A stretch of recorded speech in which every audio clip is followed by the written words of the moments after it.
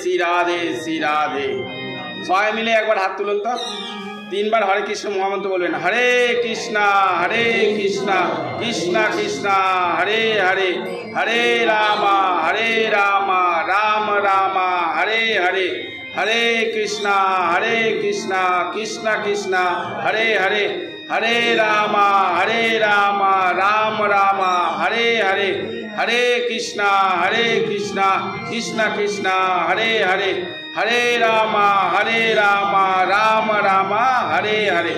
राधा कृष्ण भगवान की, राधा कृष्ण भगवान की, राधा रानी की। प्रेम से बोलो राधा रानी की।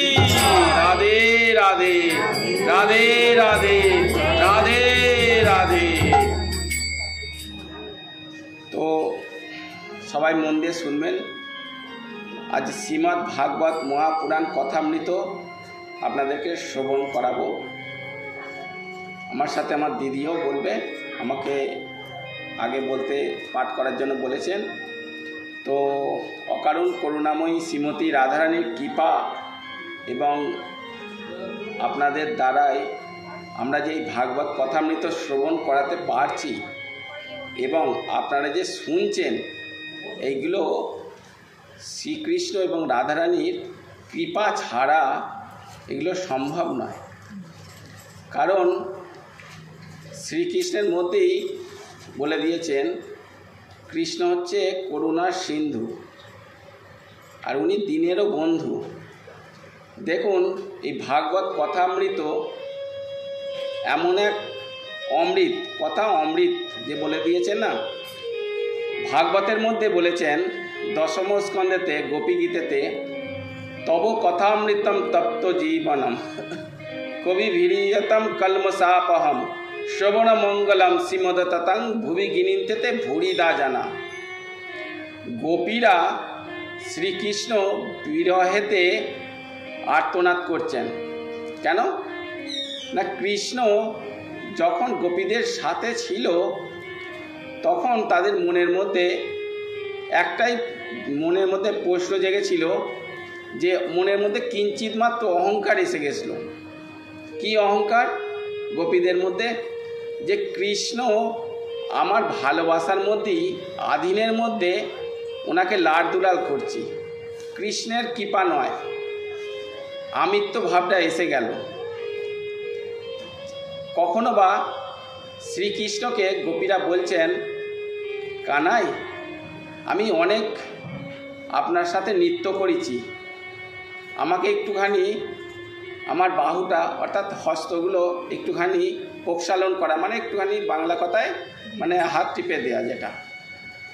কিংবা কখনো কৃষ্ণ রাধারানীর হৃদয়ের মধ্যে এবং তাদের অধরামৃত পান করে গোপীরা পান করতেন। কিন্তু কৃষ্ণকে যখন অনন্ত গোপী তার সাথে যখন পেয়েছিলেন, সব গোপীদের মধ্যে অভিমান হয়ে গিয়েছিলেন যে কৃষ্ণ আমি যা বলবো তাই উনি শুনবেন। কৃষ্ণকে বলছেন চলুন একটু কদম্ব বৃক্ষের কাছে, ওখানে গিয়ে দুজনে বার্তালাপ করব। কৃষ্ণকে আজ্ঞা করছে, কৃষ্ণ তাই করছেন। কিন্তু কৃষ্ণ সর্বদাই জানবেন দুটো জিনিস সহ্য করতে পারে না, ভক্তদের ক্ষেত্রে আর মানুষের ক্ষেত্রে। ভক্ত হলে ভগবান তার সমস্যার সমাধান করে দেয়, হয়তো একদিন দুদিন কিংবা ক্ষণিকের জন্য। কিন্তু অভক্তদের কাছে, তাদের কাছে হয়তো তাদের এমন মাধ্যম বানিয়ে দেয় যাতে তারা অহংকারটা তাদের দূরীভূত হয়। কিন্তু কৃষ্ণ এমনই দয়াময়ী, উনি কিন্তু সকল মনুষ্যদেরকে আপন করে নেওয়ার জন্য, তাদেরকে সাবধান করার জন্য প্রয়ত্ন দেয়, ইঙ্গিত দেয়। অহংকারটা সহ্য হয় না। আর একটা হচ্ছে চোখের জল। দেখবেন মাতাজি এবং প্রভুজি সকলে দেখবেন যত কিছু ভগবানকে যারা দর্শন প্রাপ্তি, তারা কিন্তু সব ভগবানকে আকুল হয়ে ডেকেছেন বলেই কৃষ্ণকে দর্শন পেয়েছেন। নামাচার্য হরিদাস ক্রন্দন করেছিল নাকি? করেছিল না? তো গৌরাঙ্গ মহাপ্রভুকে দর্শন পেয়েছিলেন তো? মীরা ক্রন্দন করতেন না, তাই তো? আপনারা জানেন তো, মীরা রাজস্থানেতে ভক্ত ছিলেন, উনি গোবিন্দকে কেঁদে কেঁদেই ভগবানকে পেয়েছেন। এমনকি দ্রৌপদীও হা দ্বারকানাথ, হা দ্বারকাধীশ, আমাকে রক্ষা করুন, উনি ক্রন্দন করলেন, গোবিন্দকে পেলেন। তাহলে দুটো জিনিস, ক্রন্দন হলে ভগবান তাকে আপন করে নেয়, আর অহংকার হলে তাকে গোবিন্দ সহ্য না করে তাকে দড়ীভূত করে যাতে এই সৎমার্গের পথে চলতে পারে সেই রাস্তাটা সহজ সরল করে দেয়। সেই রকমভাবেই গোপীদের মধ্যে কৃষ্ণকে বলেছিলেন যে কৃষ্ণ আমার, আমিত্ব ভাব এসেছিল বলে কৃষ্ণ ওনাদের কাছ থেকে চলে গিয়েছিলেন। তখন কৃষ্ণ বিরহে গোপীরা বুঝতে পেরেছিলেন নিজের ভুলটা, যে আমরা কৃষ্ণকে পেয়েছিলাম আপন ভেবে, আমার আমিত্ব ভাবটা দেখিয়েছিলাম, আমি ওনাকে কাজ করানোর চিন্তা করেছিলাম। গোবিন্দকে আমরা কাজ করাই, গোবিন্দকে আমাদের পূজনীয়, ওনাকে আরতি করা, চামর ব্যঞ্জন করা, লাড দুলাল করা, এইটাই বাস্তবিক সত্য। কারণ ভগবান সেই স্থান, আমরা হচ্ছে জীবকুল, সেই জন্য জীবেরও স্বরূপ হয় কৃষ্ণের নিত্য দাস, ততষ্ঠা শক্তি হয় তার বহিরাঙ্গ প্রকাশ। চৈতন্য চৈতামিতে বলেছেন জীবেরও স্বরূপ হয় কৃষ্ণের নিত্য দাস, আমরা দাস, উনি মালিক। তো দাসের কর্ম কি? মালিকের সেবা করা। কিন্তু আমরা যদি মালিক হয়ে যাই তখনই গড়বড়টা হয়ে যায়, যেমন গোপীদের মধ্যে হয়েছিল। তো গোপীরা শেষ পর্যন্ত কৃষ্ণকে না দেখতে পেয়ে ওনারা বিরহে অশ্রু নিগ্রত করে এই কথা বলেছিলেন যে তব কথামৃতম তপ্ত জীবনম কবি ভিরিয়তম কলমসাপহম শ্রবণ মঙ্গলম শ্রীমদতং ভুবি গিনিন্তিতে ভূরি দা জানা। অর্থাৎ ইনে কিনে ভক্ত, ইনে কিনে করোড়ো মনুষ্যদের মধ্যে দেখবেন ভক্ত হওয়া অতি কঠিন। গোবিন্দের নাম ভক্তিপথে চলা হয়তো সহজ সরল মনে হবে কিন্তু ভক্তদের কাছে, কিন্তু দেখুন গোবিন্দের কৃপা যদি না হয়, আমাদের যদি প্রচেষ্টা না হয়, এবং গুরুদেবের যদি কৃপা না হয়, আর সাধুগুরু বৈষ্ণবের যদি কৃপা না হয়, তাহলে গোবিন্দের কাছে কথামৃত আমরা শ্রবণ করার সামর্থ্য হতে পারবো? নিতাই গৌর প্রেমানন্দে হরি হরি বলো, হরি বল হরি। তাই কৃষ্ণর কথার অমৃতের সমান আর এই জগতে কিছু নাই। এই যে শ্রীমদ্ ভাগবত মহাপুরাণ কথা অমৃত, এই অমৃতটা আমরা পান করতে এসেছেন। তা এই কৃষ্ণ সুধা মাখা আপনাদেরকে যেসব কথাগুলো বলবো আপনারা শ্রবণ করে সেই রকম পথেই আপনারা চলবেন। তবে বলেছে সাধু সঙ্গ সর্বশাস্ত্রে কয়, লবমাত্র সাধু সঙ্গ সর্বসিদ্ধি হয়। এই দেখুন, সাধু সঙ্গ করলে সর্বসিদ্ধি হয়।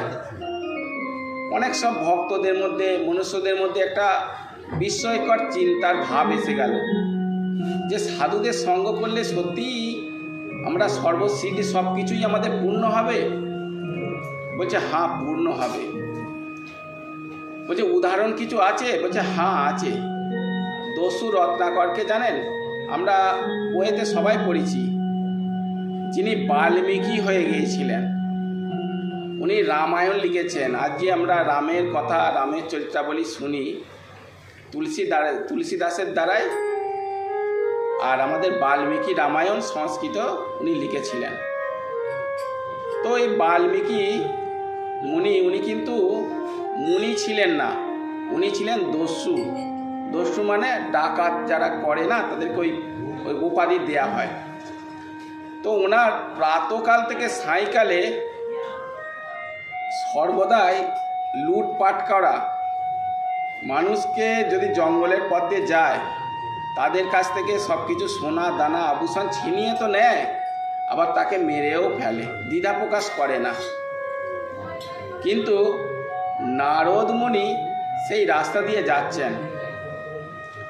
নারদ মুনি কীর্তন করতে করতে যাচ্ছেন, শ্রীমান নারায়ণ নারায়ণ হরি হরি, শ্রীমান নারায়ণ নারায়ণ হরি হরি, ভজমান নারায়ণ নারায়ণ হরি হরি। সবাই মিলে হাততালি দিয়ে নারায়ণ হরি হরি,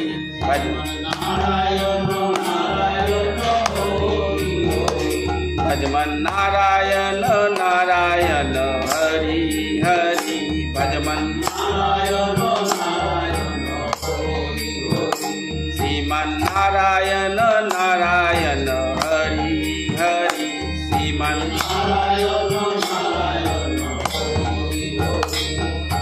তারপরে এমনি না যাচ্ছে, কীর্তনটা রাখবেন একটু পরে।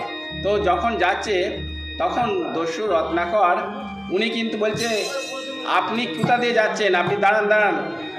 তো নারদ মুনিকে তখন ধরলেন, নারদ মুনিকে বললেন কি রত্ন আছে, এবং সাধুগুরু বৈষ্ণবদের কি মহারত্ন থাকে, একমাত্র নারায়ণের নামই আছে।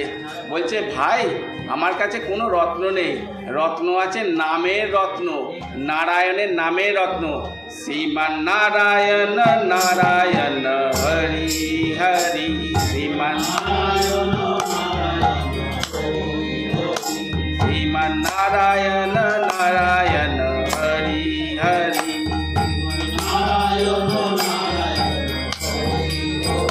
तेरे लीला सबसे न्यारी न्यारी हरि हरि, श्रीमान नारायण नारायण हरि हरि, श्रीमान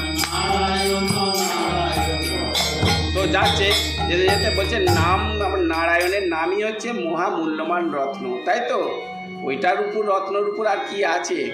তো তখন দস্যু রত্নাকর কি করলেন, বলছে আমার এই রত্ন চাই না, আমার সোনা দানা আভূষণ এইগুলো চাই।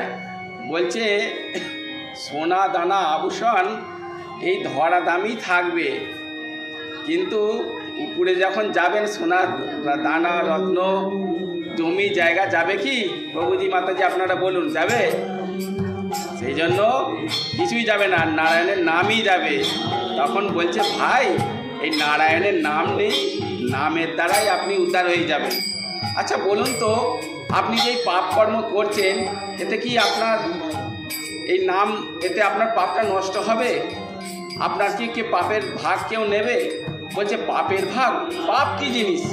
বলছে হ্যাঁ এরকম একটা পাপ পূর্ণ বিচার আছে, কারণ বলেছে যে মনুস্মৃতি গ্রন্থেতে দুর্লভ মানব দেহ দেহিনাম সনভঙ্গুরা তথাপি দুর্লভম মন্যে বৈকুণ্ঠ প্রিয় দর্শনা। হে মনুষ্য, এই দুর্লভ শরীরটা পেয়েছি, মানব জন্ম পেয়েছি, কিছু আমাদের ভগবানের নাম করে যেতে পারলে ওইটাই আমাদের খাতায় লেখা থাকবে। বলছে তাই নাকি? তাহলে আমার পাপ যে বলছেন, আমার তো সব ঘরে সংসারে সব সোনাদানা দিই, আমার পাপের ভাগিদার কেন নেবে না? আমার খাবারে যখন সোনাদানা বিক্রি করে আহার দিচ্ছি, পাপটাও তো নেবে। বলছে ভাই এই জগতে খালি হাত আয়ে থে হাম গোবিন্দ রাধে, হাত পাসারে যাएंगे, সব হাত খালি হাতে এসেছি, খালি হাতেই যাব, তাই তো? কেউ নিয়ে যায় সোনাদানা? নিয়ে যায় না। সেই জন্য বলছে আচ্ছা ভাই আমি এখানেই আছি, আপনার যদি কোনো কিছু প্রশ্ন থাকে আপনি গিয়ে জিজ্ঞাসা করে আসুন, তো তখন আমাকে তারপরে বলবেন। তো দেখুন এই সাধু সঙ্গের যে ভাবটা, নারদ মুনি হচ্ছে আমাদের নারায়ণের হৃদয় থেকে, অর্থাৎ নারায়ণের হৃদয় থেকে ব্রহ্মার হৃদয় থেকে আমাদের নারদ মুনির প্রকট হয়েছেন। ওনাদের কথামৃত অল্পতেই হৃদয় সঙ্গম করে। কত বাস্তবের মধ্যে, কত ভক্তদের মধ্যে, মানুষদের মধ্যে ভগবানের কথা হয়, কখনো ভালো মন্দ কথা হয় যে তুই এইটা করিস না, কিন্তু কটা মানুষ শুধরাচ্ছে। কিন্তু ওনার মধ্যে এমনই পাওয়ার রয়েছে, কথা মধ্যেই হৃদয়ের মধ্যে হৃদয় সঙ্গম করলো।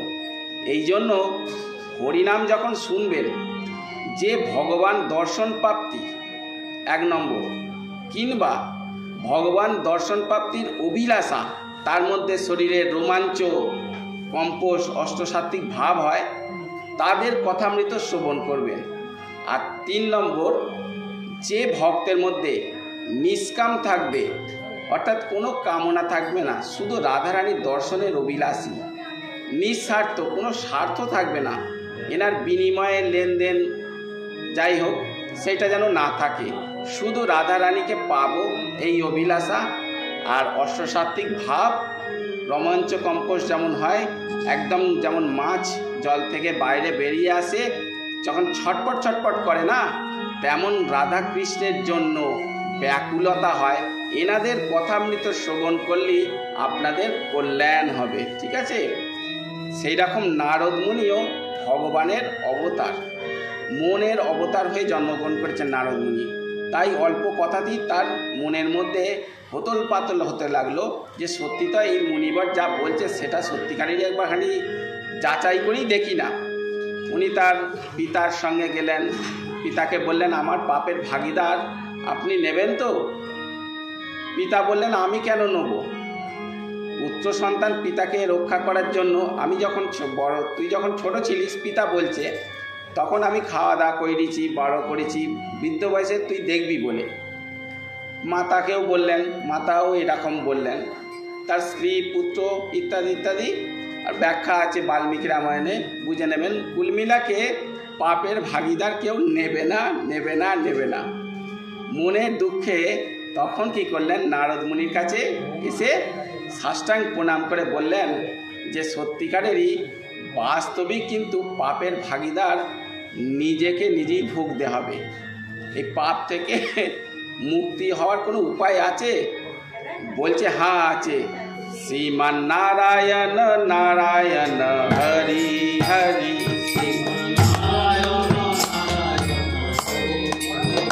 শ্রীমান নারায়ণ নারায়ণ হরি হরি, শ্রীমান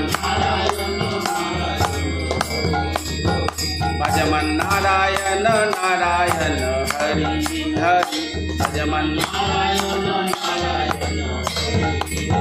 শ্রীমান নারায়ণ নারায়ণ হরি হরি, শ্রীমান নারায়ণ। রাধা রানী কি, রাধা কৃষ্ণ ভগবান কি। সেই দস্যু রত্নাকর নামের প্রভাবের ফলে দেখুন উই ঢিপি হয়ে গেল, কিন্তু নাম মরা, মানে আমরা যে রাম রাম বলছি, বলছে আমি এত পাপ করে ফেলেছি যে রাম নামটাও যে মানে নারদ মুনি বলছেন ওইটাও বলতে পারছে না, বলছে মরা মরা। দেখুন গুরুদেবের কৃপা হলো যে মরাটা বলছে আমি তোকে আশীর্বাদ দিচ্ছি, এই মরা নামটা হতে হতে একদিন রাম নামে পরিবর্তন হবে। তো তখন নারদ মুনি তাকে আশ্বাস দিলেন এবং সে কি করলেন, তখন সব কিছু ছেড়ে রামের নাম করতে লাগলেন। মরা মরা করতে করতে উইডিপি হয়ে গেল, এমনকি তারপরে রাম নাম করতে করতে সে একমাত্র ব্রহ্মর্ষি হয়ে গেল এবং বাল্মীকি মুনি হয়ে গেলেন জগৎ সংসারে। রাম জন্মানোর আগে থাকতেই রামায়ণ লিখে দিলেন। রামচন্দ্র কতদিন পর্যন্ত বনবাস করবে, সাবরি কুটিতে কতদিন পর্যন্ত যাবে, আমাদের রাবণকে মারবে, সব বাল্যলীলা, কিষ্কিন্ধা কাণ্ড, আমাদের যে সুন্দর কাণ্ড যেগুলো রামায়ণের মধ্যে আছে উনি লিখে দিলেন। আমরা পারবো? ভবিষ্যতে কি হবে কেউ জানি না, কিন্তু ওনার মধ্যে সেই পাওয়ারটা এসে গেল। সেই জন্য এই সুখদেব মহামুনি ভাগবতের মধ্যে মানে পরীক্ষিতকে শুনিয়েছিলেন। পরীক্ষিত দিদি একটু বিস্তার করে বলে দেবে একটুখানি যে কীভাবে ভাগবতের মধ্যে তার 7 দিনের মধ্যে মৃত্যুটাকে কিভাবে, সকলেরই মৃত্যু হবে, আজ না হলে কাল। এই ঝড়দামে যে এসেছে কেউ হড়প করে বলতে পারবে আমরা 500 বছর 1000 বছর বাঁচব? স্বয়ং রামচন্দ্র কৃষ্ণ পর্যন্ত তার ধামে চলে গেছেন, কিন্তু আমরাও কালকে কি হবে কেউ জানে না। সেই জন্য ভক্তমাল চরিত্রেতে বলছে ন স স উপাসাতে, কাল কাল করবেন না। ভগবানের জিনিস তাড়াতাড়ি করুন, ভগবানের নাম নিন। নাম নিতে নিতে ভগবানের প্রতি প্রেম হবে, অশ্রু নিগত হবে।